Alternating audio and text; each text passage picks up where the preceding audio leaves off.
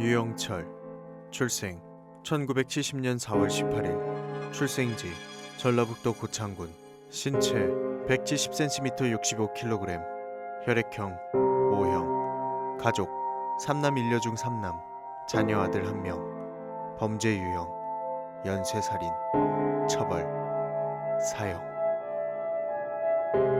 이 계기로 여성들이 함부로 몸을 놀리거나 하는 일이 없었으면 하고 부유층들도 좀 각성했으면 합니다. 대한민국을 한동안 충격과 공포에 빠뜨렸고 미국 라이프 잡지가 선정한 세계 30대 살인마의 명단에 오르기도 한 유영철은 2003년 9월부터 2004년 7월까지 총 10개월간 20명을 살해한 대한민국의 연쇄살인마입니다. 유영철은 사이코패스 판정 테스트인 PCLR 검사에서 40점 만점에 38점을 받았다고 하는데요. 이 결과로 인해 사이코패스라는 개념이 우리나라에 본격적으로 알려지기도 했습니다. 하지만 유영철의 범죄 유형은 사이코패스나 소시오패스 같은 저감정 증상이 원인이었다기보단 증오범죄로 분류할 수 있으며 누군가를 죽일 때 만족감을 느끼는 쾌락살인마에 가깝다고 하는데요. 그는 대체 어떤 이유로 이렇게 엽기적이고 잔인한 연쇄살인을 저지른 걸까요? 오늘은 대한민국의 국민이라면 모두가 한 번쯤은 들어봤을 그 이름, 유영철에 대해 알아보겠습니다. 첫 번째, 유영철의 생애. 유영철은 1970년 4월 18일 전라북도 고창군에서 태어났습니다. 그에겐 형 2명과 자신과 일란성 쌍둥이인 여동생이 있었는데요. 유영철의 가정은 찢어지게 가난했으며 술을 마시면 폭력을 휘두르는 알코올 중독자 아버지와 친모가 아닌 아버지가 외도로 데려온 계모 밑에서 유년 시절을 보냈다고 합니다. 그러다 중학교 1학년 무렵 아버지가 지병인 간질로 죽자 다시 형제들과 함께 친모와 합쳐서 살게 되었습니다. 심리적인 안정감을 찾아서인지 중학교 시절에는 다른 여느 아이들처럼 평범하게 성장했다고 하는데요. 그리곤 시간이 흘러 평소 그림에 재능이 있던 점을 살려 예술고등학교에 진학을 시도했지만 떨어지게 되었고 그 뒤 크게 좌절했다고 합니다. 그리곤 국제공고에 입학했지만 끝내 학교 생활에 적응하지 못해 자퇴를 하고 마는데요. 이후 유영철은 크고 작은 범죄를 저지르며 방황을 시작합니다. 그러다 1991년 21살 때 마사지 안마사인 황모 씨를 만나 결혼을 하고 아들도 낳는데요. 여기서부터라도 유영철이 정신을 차리고 과거를 반성하며 자신의 가족의 행복을 지키기 위해 열심히 살았다면 얼마나 좋았을까요? 하지만 끝내 결혼 이후에도 14차례에 이르는 특수절도 및 성폭력 등의 혐의로 11년이라는 시간을 가족의 품이 아닌 교도소에서 보내게 됩니다. 결국 2002년 5월 자신의 아내에게 이혼 소송을 당해 일방적으로 이혼을 당하게 되는데요.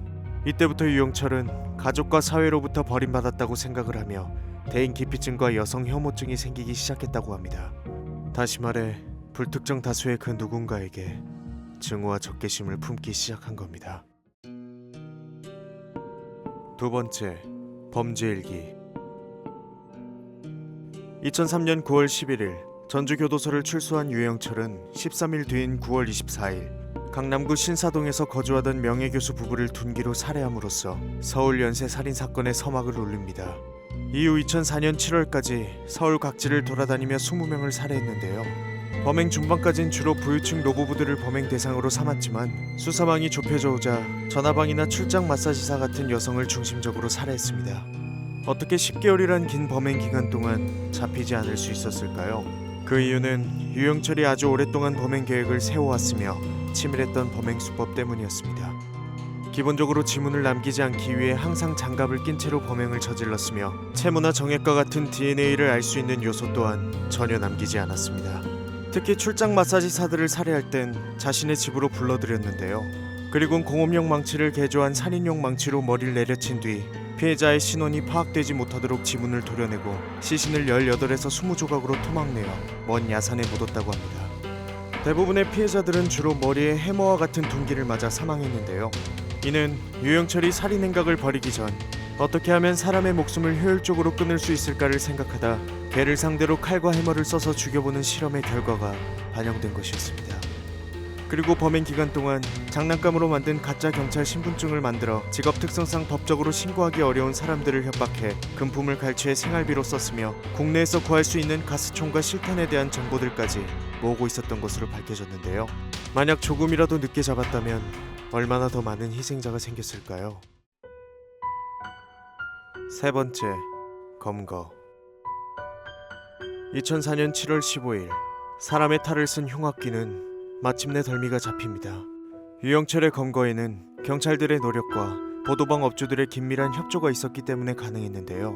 특정 번호로 걸려온 전화를 받고 나간 정호번들이 잇따라 돌아오지 않자 몇몇 보도방 업주들이 회담을 했고 그 전화번호를 요주인물로 특정할 수 있었습니다. 유영철은 이 부분에서도 혹시나 꼬리가 밟힐까 한번 이용한 업소의 번호는 다시 이용하지 않았는데요. 하지만 각기 다른 전화번호들이 결국엔 한 업소로 모인다는 사실까진 몰랐다고 합니다. 당시 경찰은 유영철이 그저 단순한 잡범이라고 생각했다고 하는데요.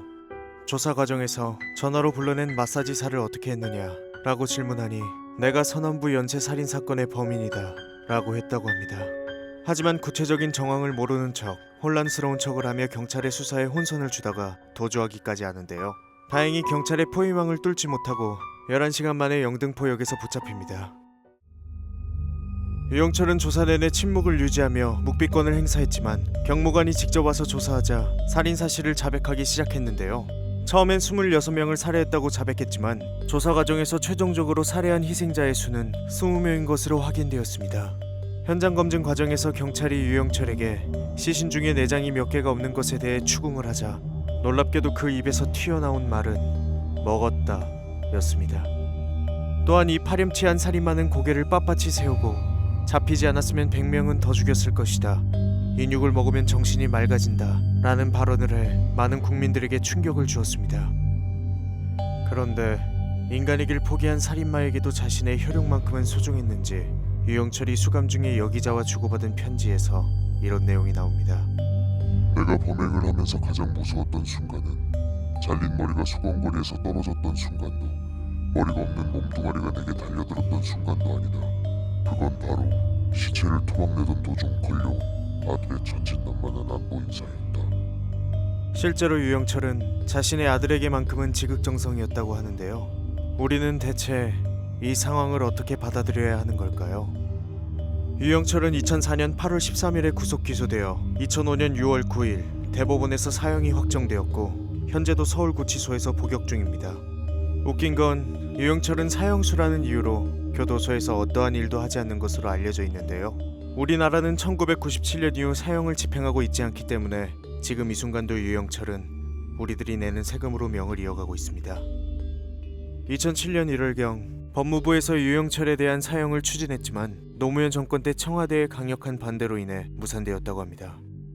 우리나라엔 강호순과 오원춘을 포함해 끔찍한 범죄를 지은 61명의 사형수가 지금 이 순간도 우리와 함께 숨을 쉬며 살아가고 있습니다. 여러분은 우리나라의 사형 제도에 대해 어떻게 생각하시나요? 사형을 시키지 못하는 사형수, 이대로 괜찮은 걸까요? 숨쉬는 공기가 아깝단 말이 이럴 때 쓰는 거네요.